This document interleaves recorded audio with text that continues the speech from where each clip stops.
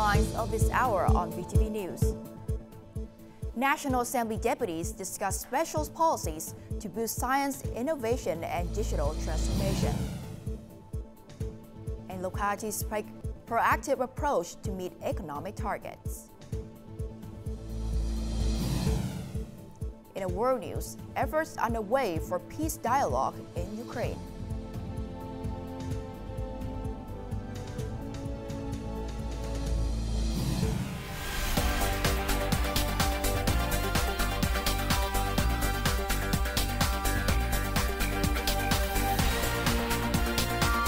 Broadcasting from Hanoi, the capital of Vietnam. VTV News starts right now. Good morning. It is now 8 a.m. local time in Hanoi, and you're watching VTV News. I'm Phie with the latest updates.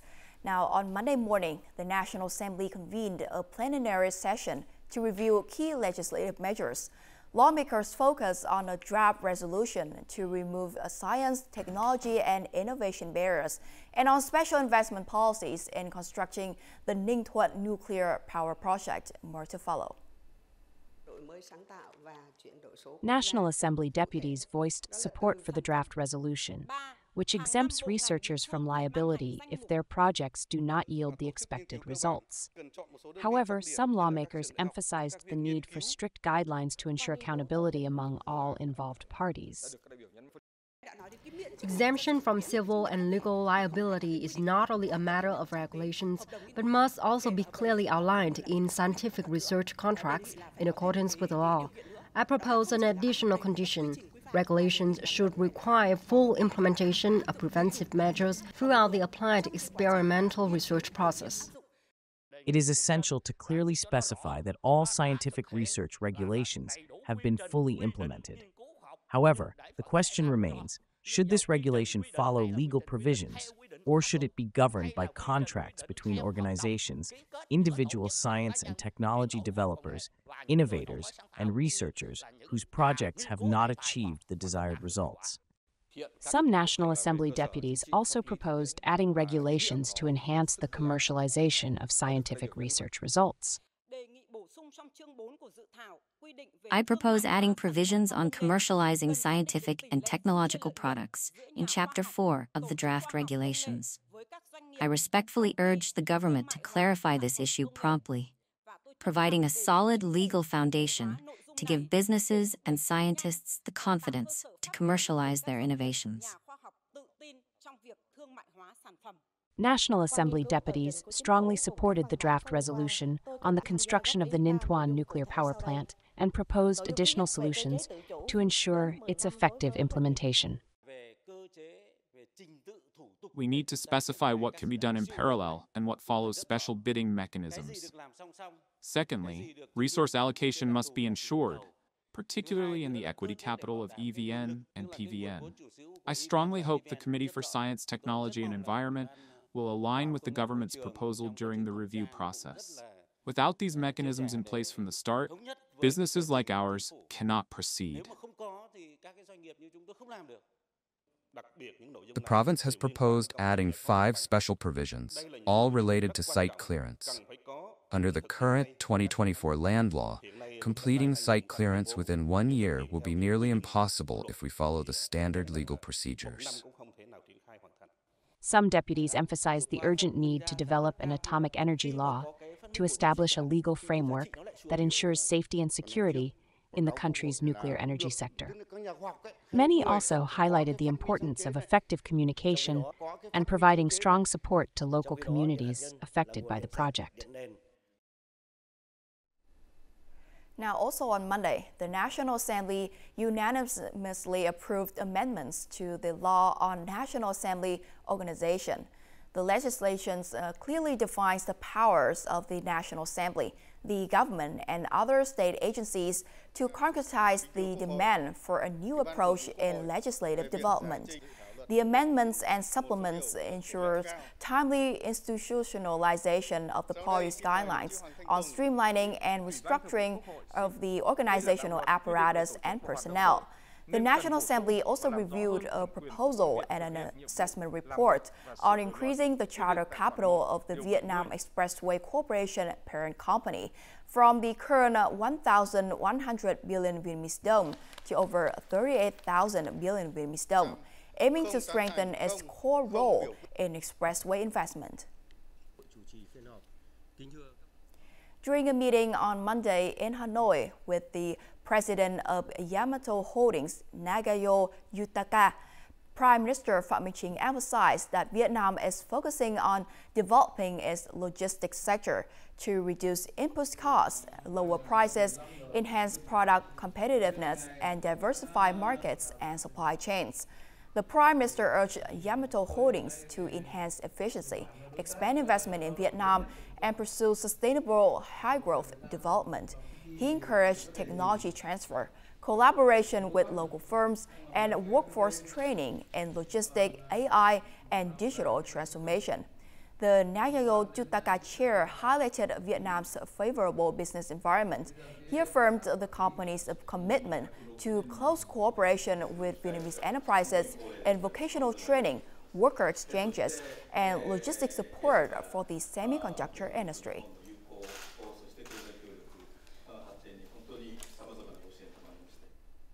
Instead of simply reporting results based on original plans, localities are now required to ensure their economic growth plans are aligned with the government targets.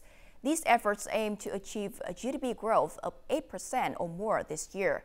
As a result, local authorities must take a more proactive and flexible approach, putting in extra effort to meet these ambitious goals.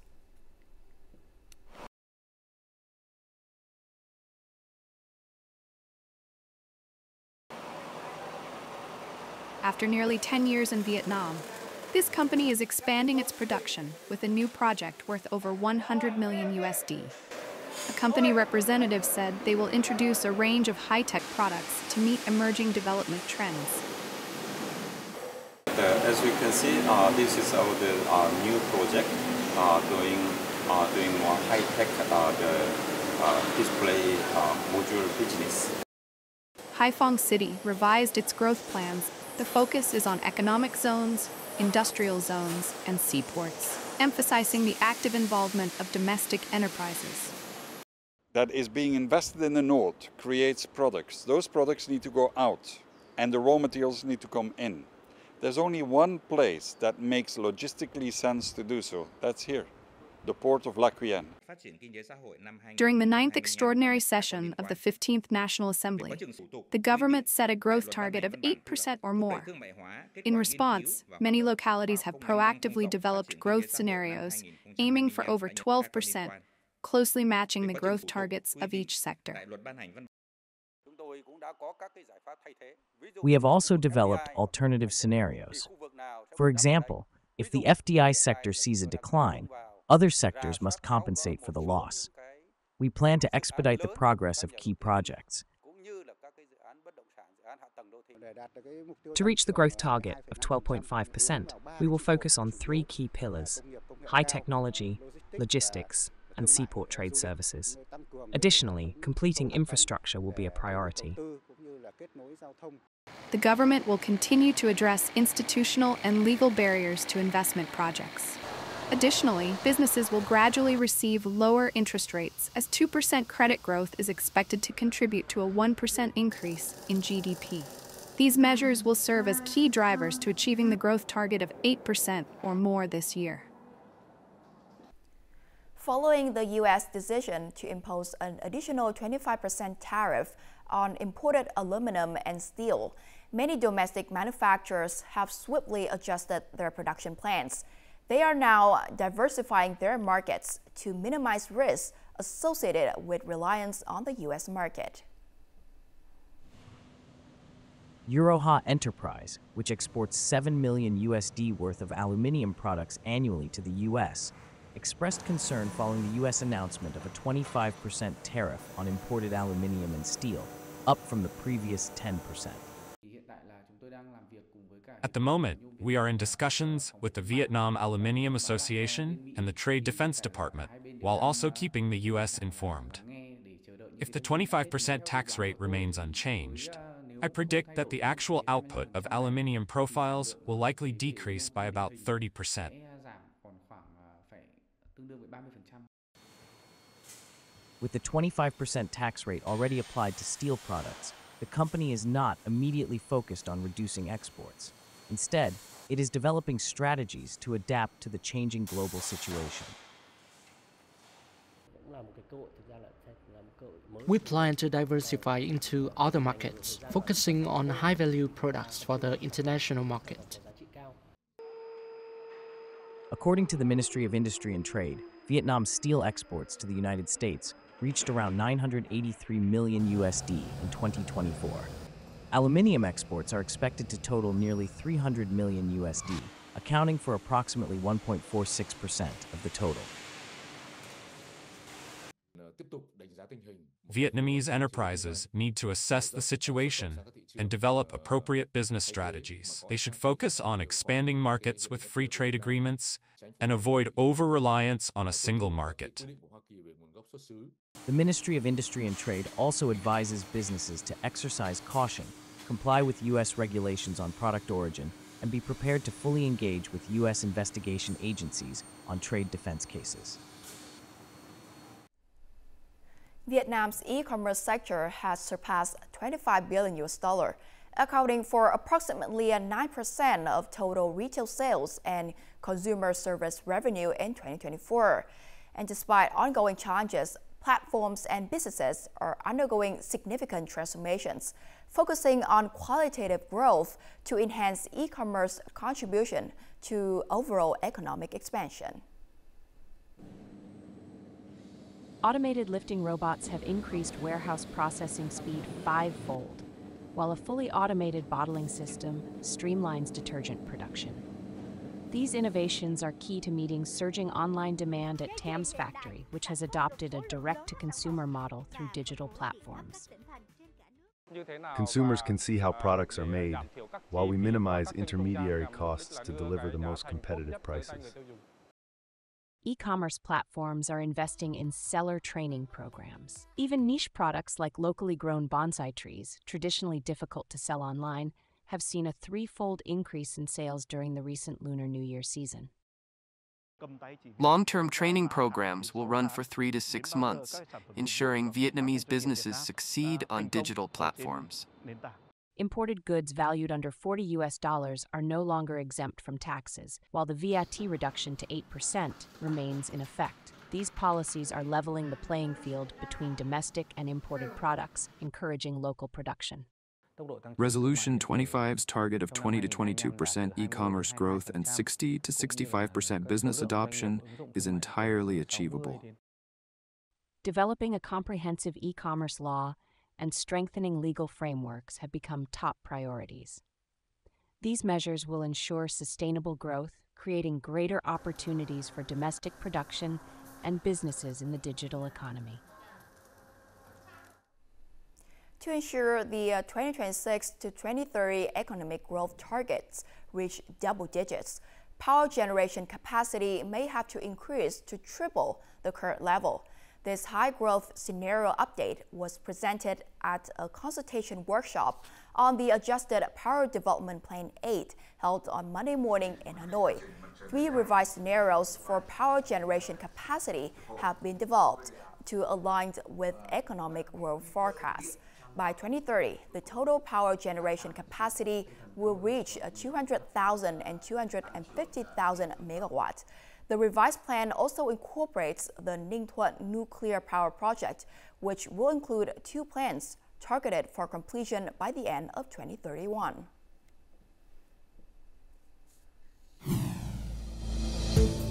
Coming up next, Ho Chi Minh City Metro Line 1 lays foundations for green transportation. Military Region 2 repatriates over 1,800 martyrs' remains in 30 years.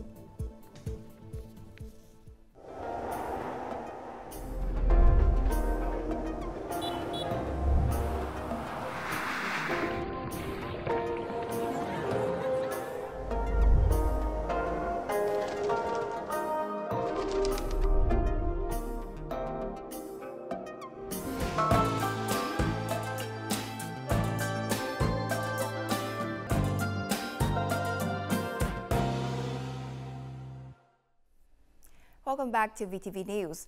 The Rec Mob Sluice Gate, part of a 2-year South Hope River water control project to mitigate saltwater intrusion, has been temporarily activated on Monday.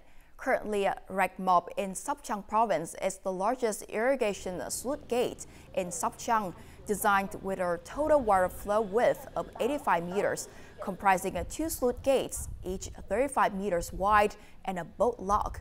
The project is intended to function alongside existing infrastructure to supply fresh water, regulate tidal surges, safeguard infrastructure, enhance acid and alum leaching, and water drainage efficiency. Most importantly, it will protect nearly 37,000 hectares of agricultural land across Sopchang and Hojiang provinces. Metro Line 1's operation has created positive changes in the use of public transport in Ho Chi Minh City. From this first metro line, a green public transport system has hatched, laying the foundation for the development of green transport in the city. When Metro Line 1 Bến Thành Suối Tiên comes into operation, 17 electric passenger bus routes will also be put into operation. These bus routes will take people from residential areas, bus stations, high-tech zones in Thủ Đức City, Bình Thạnh District, District 1 to the metro station. These bus routes use small and newly purchased electric buses. These vehicles are very convenient for roads less than 7 meters wide, which larger vehicles could not previously enter, increasing the accessibility of the bus network to the city inhabitants. Experts say Ho Chi Minh City's rapid development of 17 electric bus routes is creating a widespread wave of green transportation. Thanks to the electric bus system, people in any area near the metro line can easily take the train. This is a green system. The subway and electric buses are green. It is truly the first net-zero transportation system in the city. All 17 trains on that line will be able to transport 300,000 people daily. I imagine that all the city buses can carry 300,000 people a day, enabling that line alone to transport 300,000 people daily. That's so great. Thus, the city's first urban railway line has laid the foundations for the development of green transportation. If the remaining 7 metro lines are completed, the city's public transportation system will be even greener. According to experts, 2025 is considered a new net-zero era of public transportation in the city, especially since Metro Line 2 has almost completed site clearance and is about to start construction. February the 17th marks the 46th anniversary of Vietnam's battle to protect its northern border in 1979.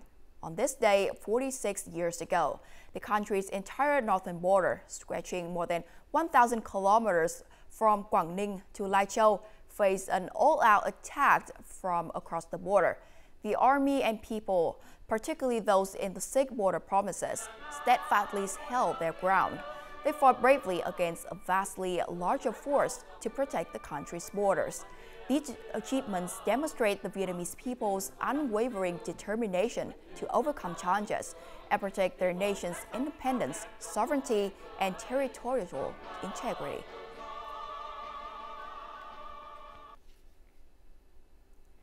Every year in the dry season, Military Region 2 sets out to search for and collect the remains of Vietnamese soldiers who died in Laos.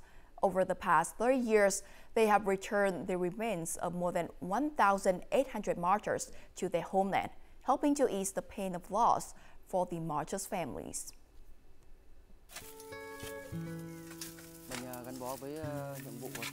I have been attached to this mission for 16 years now. The terrain in Laos is 80% mountainous, and martyrs often died in deep forests, on rocky hills and in deep abysses. I have celebrated 8 Tet holidays in Laos, so sometimes I greatly miss my family.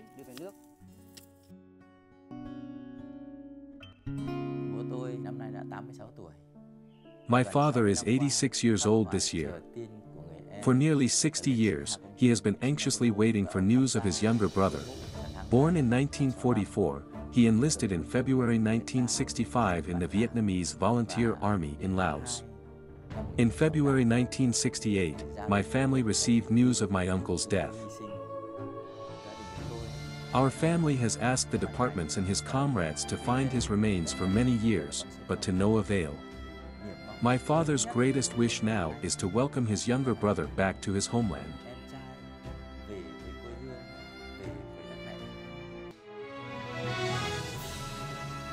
The remains of 8 heroic Vietnamese martyrs were recently transported hundreds of kilometers from U Dom Se, Laos, back to Vietnam. Only one was definitely identified. The 7 other martyrs will be buried at Tông Khao Cemetery. We found 8 martyrs, including one martyr whose information was verified as Ha Cong Thien, belonging to Unit C1, Northwest Military Region. Chúng con đã được gặp ông rồi ông ạ.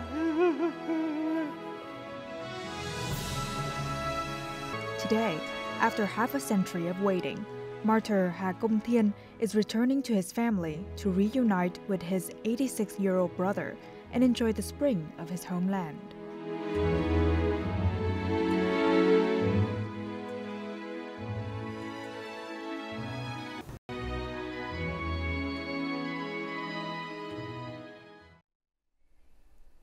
This special market offers a glimpse into the rich cultural heritage of ethnic groups in Kampong District, Kon Tum Province.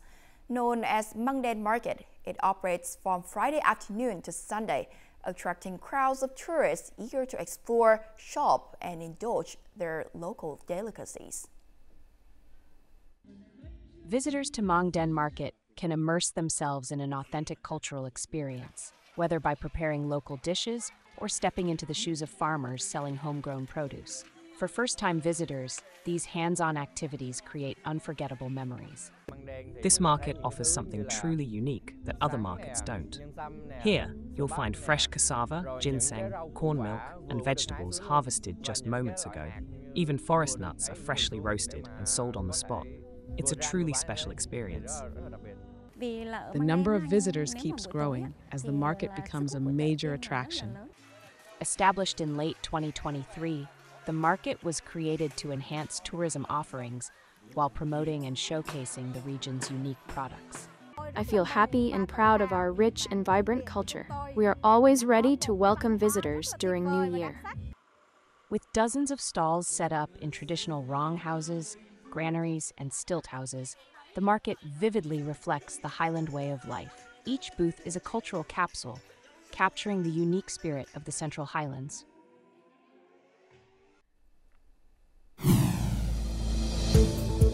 Coming up next in our world news, efforts underway for peace dialogue in Ukraine.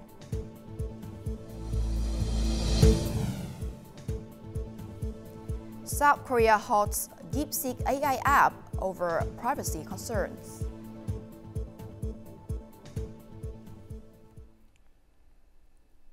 Diplomatic efforts are underway to establish a peace dialogue for Ukraine. Diplomats from the United States, Russia, and Ukraine have gathered in Saudi Arabia, the designated location for the crucial peace talks. While the exact participants in the dialogue remain uncertain and controversial, the fact that the involved parties are coming together to discuss peace has sparked a significant hope.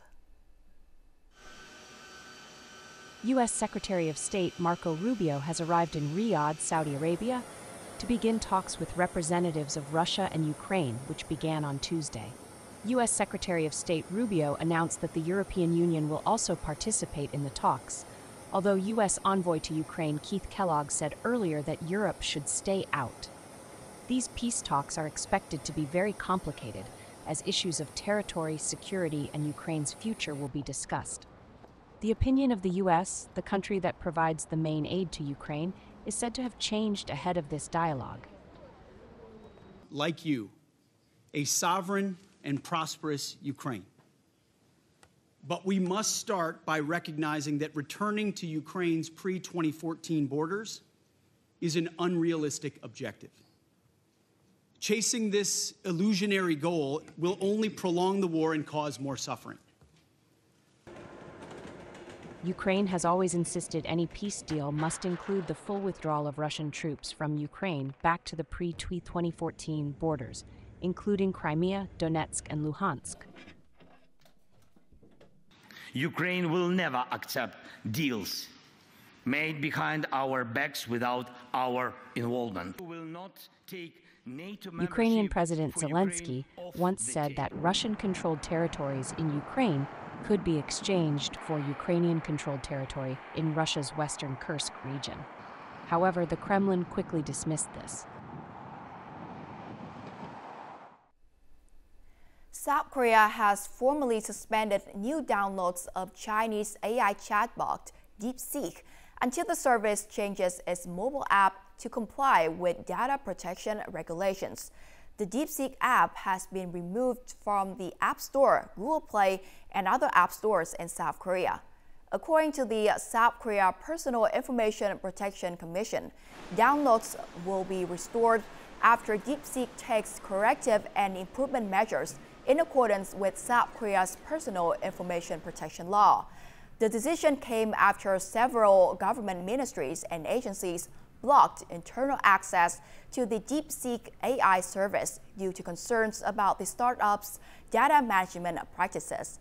Last month, the Commission sent an official request to DeepSeek to clarify the service data collection and management practices. DeepSeek has appointed a representative in South Korea to actively cooperate with local authorities.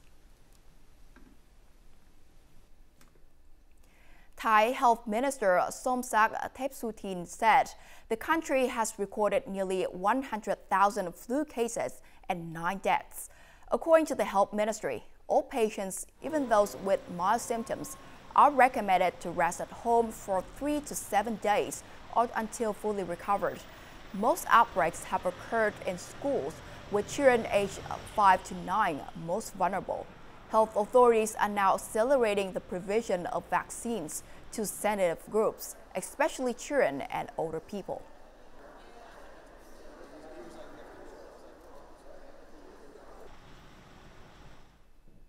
And up next is the weather forecast.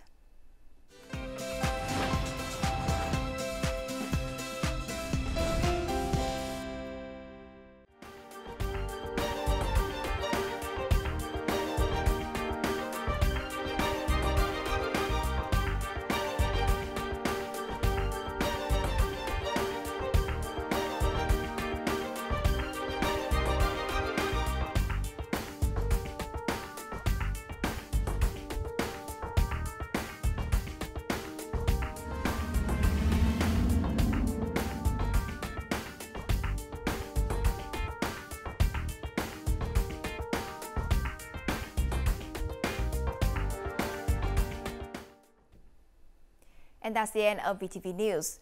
To rewatch our program, you can download VTVgo from App Store or Google Play, or visit our YouTube channel, VTV4Go. Thanks for watching, and we'll see you again at 3 p.m. local time.